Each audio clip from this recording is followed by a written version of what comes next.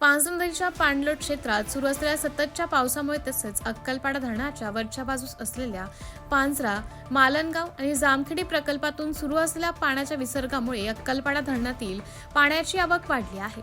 या पार्श्वभूमीवर निम्म पांझरा अक्कलपाडा मध्यम प्रकल्पातून आज 24,400 क्युसेक पाण्याचा विसर्ग सुरू करण्यात आला आहे। तसेच पाटबंधारे विभागाने दिली आहे। या पार्श्वभूमीवर पांझरा नदीच्या दोन्ही तीरांवरील गावातील नागरिकांसह धुळे शहरातील नागरिकांनी आवश्यक ती खबरदारी घ्यावी, नदी पात्रात किंवा नदी काठावर जाणे टाळावे, तसेच प्रशासनाच्या सूचनांचं पालन करावे असं आवाहन करण्यात आलं आहे। हा इशारा धुळे पाटबंधारे विभागाचे कार्यकारी अभियंता, पाटबंधारे उपविभाग साक्रीचे उपविभागीय अधिकारी तसेच पाटशाखा साक्रीचे शाखा अधिकारी यांनी संयुक्तपणे दिला आहे। नदीकाठच्या नागरिकांनी सतर्क राहून कोणतीही अफवा न पसरवता अधिकृत सूचनांवर विश्वास ठेवावा असं प्रशासनाने स्पष्ट केलं आहे। तसेच नेरेतील कोळी गल्लीत काही भागामध्ये पाणी साचत असून नागरिकांची धावपळ सुरू आहे। MDTV न्यूज साठी तालुका प्रतिनिधी दिलीप साळुंके, धुळे।